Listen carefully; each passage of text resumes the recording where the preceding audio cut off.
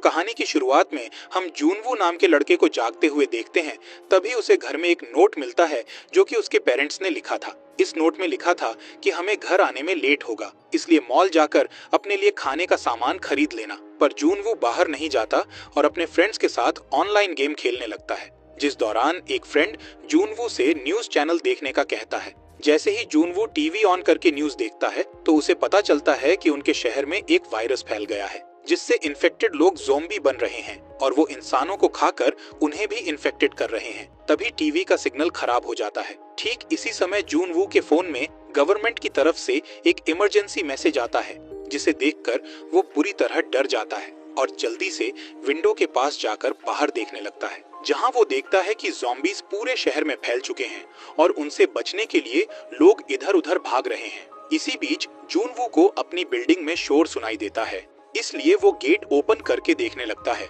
जिस दौरान उसका पड़ोसी संग जबरदस्ती घर के अंदर आ जाता है। तब जूनवू उसे बाहर निकालने की कोशिश करता है, जिस पर सांग कहता है कि मैं तुम्हारा वॉशरूम यूज करके बाहर चला जाऊंगा। जब सांग वॉशरूम से बाहर आता है तब जूनवू उसके हाथ में ज़ॉम्बी के काटने का निशान देख लेता है। इससे पहले जूनवू कुछ कर पाता, सांग ज़ॉम्बी में बदल जाता है और जूनवू पर हमला कर देता है। तब जूनवू उससे फाइट करते हुए किसी तरह उसे घर से बाहर निकाल देता है और गेट बंद कर देता है। फिर वो गेट के सामने फ्रिज रखकर उसे ब्लॉक करता है ताकि ज़ॉम्बीज अंदर ना आ सकें। अब जूनवू अपने पेरेंट्स को कॉल करता है, लेकिन कॉल नहीं लग रहा था। तभी जूनवू के फोन पर उसकी माँ का वॉइस मेल आता है, जिसमें वो बताती हैं कि हम ठीक हैं, लेकिन अभी हम घर नहीं आ सकते, इसलिए हमारे घर वापस आने तक तुम अपना ध्यान रखना। जिसके बाद जूनवू एक स्टिकी नोट पर अलाइव लिखकर उसे अपनी फैमिली फोटो के ऊपर चिपका देता है, ताकि फोटो को देखकर उसे हिम्मत मिल सके। अगली सुबह जूनवू अपने लिए एक रेस्क्यू पोस्टर बनाता है, जिसमें वो लिखता है कि मैं जिंदा हूँ, और फिर वो उस पोस्टर के साथ एक फोटो क्लिक करके उसे सोशल मीडिया पर अपलोड कर देता है। इसके बाद जूनवू अपने ड्रोन की मदद से आसपास के घरों को चेक करने लगता है, लेकिन ज़ॉम्बीज के अलावा उसे कोई भी नजर नहीं आ रहा था। तभी उसके फोन की बैटरी लो हो जाती है, इसलिए उसका ड्रोन वापस उसके पास आ जाता है। अब जूनवू अपना टाइम पास करने के लिए ऑनलाइन गेम खेलने लगता है, पर तभी इंटरनेट बंद हो जाता है, जिससे जूनवू बहुत दुखी हो जाता है, क्योंकि उसके पास टाइम पास करने का कोई भी तरीका नहीं बचा था। इसी शाम जूनवू को एक अलार्म की आवाज सुनाई देती है। जब वो बाहर देखता है तो उसे एक पुलिस ऑफिसर दिखाई देती है, जो कि ज़ॉम्बीज से लड़ रही थी। पर तभी उस ऑफिसर की गोलियां खत्म हो जाती हैं, जिससे ज़ॉम्बीज उसे पकड़ लेते हैं और उसे अपने साथ ले जाने लगते हैं। ये देख जूनवू ज़ॉम्बीज का ध्यान भटकाने के लिए उन पर चिल्लाने लगता है, जिससे ज़ॉम्बीज इधर उधर देखने लगते हैं, पर उन्हें जूनवू नजर नहीं आता है, इसलिए वो उस ऑफिसर को पकड़कर उसे खाने लगते हैं। इसी दौरान एक ज़ॉम्बी जूनवू के गेट को धक्का देकर उसके घर में घुस आता है। ये देखकर जूनवू जल्दी से बैल्कनी में आ जाता है और ज़ॉम्बी को चकमा देने के लिए रेलिंग से लटक जाता है, जिससे ज़ॉम्बी उसका पीछा करता है। और जैसे ही वो जूनवू को पकड़ने की कोशिश करता है तो वो गलती से बिल्डिंग से नीचे गिर जाता है और उसकी मौत हो जाती है। इसके बाद जूनवू घर के अंदर आता है और गेट को अच्छी तरह से बंद करके उसे ब्लॉक कर देता है। यहाँ जूनवू देखता है कि उसके पास खाना और पानी खत्म हो गया है, जिससे वो बहुत दुखी हो जाता है और अपना वीडियो रिकॉर्ड करने लगता है, जिसमें वो बताता है कि उसे इस सिचुएशन से बहुत डर लग रहा है। अगले दिन जूनवू अपने पिता की शराब पीता है और अपनी विंडोज को पेपर से ढक देता है, ताकि उसे कोई भी ज़ॉम्बी ना देख सके। इसी बीच जूनवू न्यूज देखता है, जिससे उसे पता चलता है कि ज़ॉम्बीज अपनी पुरानी हैबिट्स और डेली रूटीन को याद रखते हैं, यानी कि जो इंसान ऑफिस जाता था तो वो ज़ॉम्बी बनने के बाद भी डेली ऑफिस जाता है, इसलिए वो आसानी से लिफ्ट और सीढ़ियों की मदद से ऊपर आ सकते हैं और गेट को तोड़कर घर में घुस सकते हैं। ये सब देखकर जूनवू और भी डर जाता है। यहाँ जूनवू को याद आता है कि वो रेडियो की मदद से बचे हुए लोगों से बात कर सकता है, लेकिन उसके पास वायर्ड ईयरफोन्स नहीं थे, ताकि वो उन्हें एंटेना की तरह यूज करके दूसरे लोगों से कांटेक्ट कर सके। इसी तरह कुछ दिन बीत जाते हैं और एक दिन जूनवू देखता है कि उसकी फैमिली घर में वापस आ गई है। अपनी फैमिली को देखकर जूनवू बहुत खुश हो जाता है, लेकिन ये खुशी ज्यादा समय नहीं रहती, क्योंकि ये सब जूनवू का भ्रम था। इसी दौरान जूनवू देखता है कि उसके फोन में नेटवर्क आ गया है। तभी जूनवू के पास उसकी फैमिली का एक वॉइस मेल आता है, जिसमें वो बताते हैं कि उन्हें ज़ॉम्बीज ने पकड़ लिया है। तभी उसे वॉइस मेल में सुनाई देता है कि ज़ॉम्बीज ने उसकी फैमिली पर अटैक कर दिया है। यहाँ जूनवू को लगता है कि ज़ॉम्बीज ने उसकी फैमिली को मार दिया है, जिससे वो बहुत दुखी हो जाता है और गुस्से में आकर घर में रखी चीजों को तोड़ने लगता है। जिसके बाद वो ज़ॉम्बीज से बदला लेने का सोचकर घर से बाहर आ जाता है और उन्हें मारने लगता है। जिस दौरान बहुत सारे ज़ॉम्बीज उसकी ओर आने लगते हैं, इसलिए वो उनसे बचते हुए जल्दी से अपने घर में वापस आ जाता है। इसी तरह 20 दिन बीत जाते हैं। फिर एक दिन जून वू को ब्लास्ट की आवाज सुनाई देती है। जब वो बाहर देखता है तो उसे लगता है कि गवर्नमेंट पूरे शहर को ब्लास्ट करके ज़ॉम्बीज को मार रही है। ये सोचकर वो अपना लास्ट वीडियो रिकॉर्ड करता है जिसमें वो सभी से अलविदा कहता है और फिर खुद को खत्म करने का सोचता है। तभी उसे अपने घर में एक लेजर लाइट दिखाई देती है जो कि उसके घर के सामने वाली बिल्डिंग से आ रही थी। इसलिए जून वू उस बिल्डिंग में देखने लगता है, जिससे उसे पता चलता है कि सामने वाली बिल्डिंग में भी एक सर्वाइवर है जिसका नाम यू बिन था। यहाँ यू बिन दूरबीन की मदद से जून वू को देख रही थी। तब जून वू उसे हाथ से इशारा करता है और बहुत खुश हो जाता है। साथ ही वो इशारे में उसे अगले दिन बैल्कनी में आने का कहता है।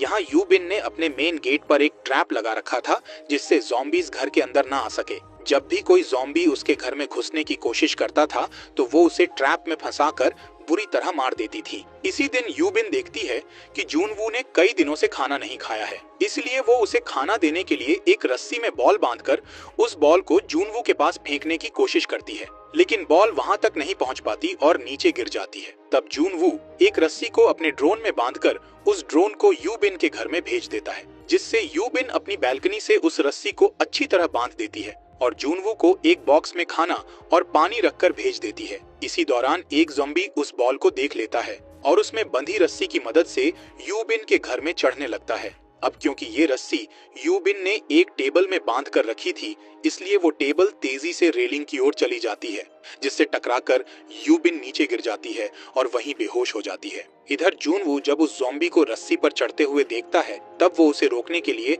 ड्रोन को उसके पास भेजता है और उस ज़ॉम्बी को नीचे गिराने की कोशिश करता है। इसी दौरान कुछ ज़ॉम्बीज जून वू के गेट को खोलने की कोशिश करने लगते हैं, जिससे जून वू का ध्यान ड्रोन से हट जाता है। तब वो ज़ॉम्बी ड्रोन को पकड़ लेता है और उसे तोड़ देता है, पर तभी यू बिन को होश आ जाता है और वो उस ज़ॉम्बी का हाथ काटकर उसे नीचे गिरा देती है। इसी रात जून वू डिसाइड करता है कि वो अपने आसपास वाले फ्लैट्स में जाकर खाने पीने का सामान लाएगा, इसलिए वो घर से बाहर आ जाता है और एक ज़ॉम्बी की जेब से सामने वाले फ्लैट की चाबी निकाल लेता है, जिसके बाद वो उस फ्लैट में जाकर फ्रिज से खाना निकालता है।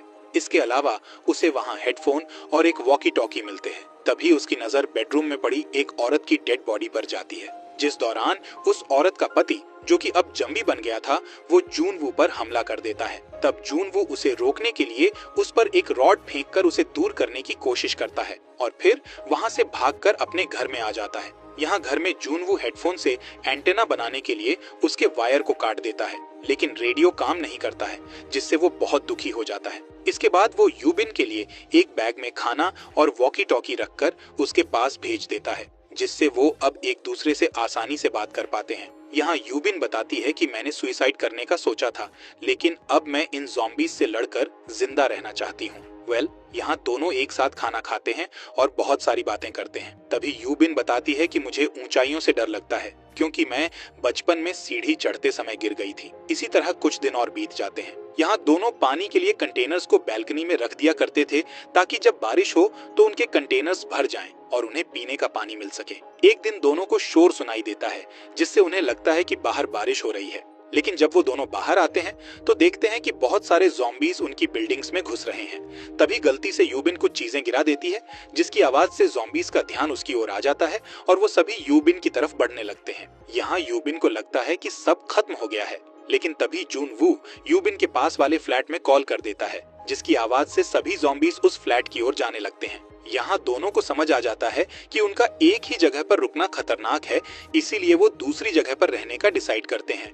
तब यू बिन जून वू से कहती है कि मैंने तुम्हारी बिल्डिंग के 8वें फ्लोर पर एक फ्लैट देखा था जहाँ कोई भी ज़ॉम्बी नहीं था, इसलिए अब दोनों 8वें फ्लोर पर जाने का डिसाइड करते हैं। इसके बाद यू बिन टेबल और कुछ रस्सियों की मदद से विंडो से नीचे आ जाती है, जिसे देखकर सभी ज़ॉम्बी उसके पीछे पड़ जाते हैं। तब यू बिन उनसे बचने के लिए बहुत तेज दौड़ती है और एक कुल्हाड़ी से उनसे लड़ने लगती है। साथ ही वो कार के गेट की मदद से भी उन पर हमला करती है। अब यू बिन दूसरी बिल्डिंग तक पहुंचने वाली होती है, जिस दौरान उसे पुलिस ऑफिसर की एक गन मिलती है, जिसे यू बिन उठा लेती है, लेकिन तभी एक ज़ॉम्बी उस पर हमला कर देता है। इससे पहले वो ज़ॉम्बी उसे काट पाता कि तभी जून वू वहां आ जाता है और उस ज़ॉम्बी को मारकर यू बिन को बचा लेता है। अब दोनों मिलकर ज़ॉम्बीज से लड़ते हुए बिल्डिंग तक पहुंच जाते हैं और गेट को बंद कर देते हैं, पर ज़ॉम्बीज उस गेट को तोड़ देते हैं। लेकिन वो दोनों जल्दी से 8वें फ्लोर पर आ जाते हैं और अच्छे फ्लैट को ढूंढने लगते हैं। तभी अचानक से उन्हें एक शोर सुनाई देता है, जिससे उन्हें पता चलता है कि उस फ्लोर पर भी बहुत सारे ज़ॉम्बीज हैं। तब जूनवू एक गेट को नीचे गिराकर ज़ॉम्बीज का रास्ता ब्लॉक कर देता है, जिस दौरान वहां एक मास्क मैन आता है और यूबिन की मदद करते हुए उसे अपने फ्लैट में ले जाता है। वहीं जूनवू भी किसी तरह ज़ॉम्बीज से बचते हुए उस फ्लैट के अंदर आ जाता है। यहाँ मास्क मैन उन दोनों को खाना और पानी देता है और उन्हें बताता है कि मुझे रेडियो सिग्नल से पता चला है कि यहाँ जल्द ही एक रेस्क्यू टीम हमें बचाने आने वाली है। ये सुन यूबिन और जूनवू बहुत खुश हो जाते हैं, लेकिन तभी जूनवू बेहोश हो जाता है। दरअसल उस मास्क मैन ने पानी में बेहोशी की दवा मिला रखी थी। वहीं यूबिन को सिर्फ चक्कर आ रहे थे, क्योंकि उसने सिर्फ एक घूंट पानी पिया था। इसके बाद मास्क मैन यूबिन के हाथ बांधकर उसे दूसरे रूम में ले जाता है। इस रूम में उसने अपनी ज़ॉम्बी वाइफ को रखा हुआ था, जिसे वो खाना खिलाकर जिंदा रखना चाहता था। इसलिए उसने यूबिन को उस रूम में बंद किया था ताकि उसकी वाइफ यूबिन को खाकर जिंदा रह सके। दूसरी ओर जूनवू को होश आ जाता है और वो गन उठाकर उस मास्क मैन पर पॉइंट कर देता है। इधर यूबिन बड़ी चालाकी से मास्क मैन की वाइफ के मुंह पर एक कपड़े को बांध देती है और उसे मास्क मैन की ओर फेंक देती है, जिससे वो ज़ॉम्बी वाइफ मास्क मैन पर अटैक करके उसे खाने लगती है। इससे पहले कि वो मास्क मैन ज़ॉम्बी में बदल जाए, यूबिन उसे और उसकी वाइफ को शूट करके मार देती है। पर गोलियों की आवाज सुनकर सभी ज़ॉम्बीज उनकी ओर आने लगते हैं, इसीलिए दोनों बिल्डिंग से बाहर निकलने के लिए भागने लगते हैं। जिस दौरान यूबिन जूनवू को गन देती है और कहती है कि मैं ज़ॉम्बी बनना नहीं चाहती, इसीलिए मुझे शूट करके मार दो, जिस पर जूनवू मना कर देता है। तब यूबिन उसे समझाती है कि हमें ज़ॉम्बी बनने की जगह इंसानी रूप में मरना चाहिए। ये सुन जूनवू भी उसकी बात मान जाता है और रोते हुए उसे शूट करने के लिए तैयार हो जाता है। तभी उन्हें हेलीकॉप्टर के आने की आवाज सुनाई देती है, इसलिए दोनों ज़ॉम्बीज से लड़ते हुए बिल्डिंग की छत पर जाने लगते हैं। उसी समय ज़ॉम्बीज का एक बड़ा ग्रुप यूबिन को पकड़कर नीचे गिरा देता है। इसलिए जूनवू एक साइकिल की मदद से जंबियों को धक्का देने लगता है, जिससे यूबिन को जंबियों से बचने का मौका मिल जाता है और वो जूनवू की मदद से छत पर आ जाती है। तभी उन्हें एक हेलीकॉप्टर दिखाई देता है, जिसे देखकर वो दोनों चिल्लाने लगते हैं। तभी अचानक ज़ॉम्बीज गेट तोड़कर ऊपर आ जाते हैं, इसलिए जूनवू उन पर गोली चलाने लगता है, लेकिन उसकी गोलियां खत्म हो जाती हैं। पर तभी हेलीकॉप्टर उनकी तरफ आ जाता है और उसमें बैठा आर्मी ऑफिसर सभी ज़ॉम्बीज को शूट करके मार देता है, जिसके बाद वो जूनवू और यूबिन को हेलीकॉप्टर में बैठाकर वहां से निकल जाता है। यहाँ जूनवू देखता है कि उसके फोन में नेटवर्क आ गए हैं। तभी उसे अपनी फैमिली का मैसेज मिलता है, जिसमें लिखा था कि हम ठीक है और सेफ जगह पर हैं। अब धीरे धीरे बाकी के लोग भी सोशल मीडिया पर अपनी फोटोज अपलोड करके अपनी लोकेशंस बताने लगते हैं। कहानी के एंड में हमें जूनवू की एक पुरानी फोटो दिखाई जाती है, जिस पर उसने लिखा हुआ था कि वो रेस्क्यू टीम का इंतजार कर रहा है। लेकिन अब जूनवू अपनी न्यू फोटो पर अलाइव लिखकर उसे पोस्ट कर देता है, यानी कि वो अब जिंदा है और उसे बचा लिया गया है। और इसी के साथ ये मूवी यहीं पर खत्म हो जाती है।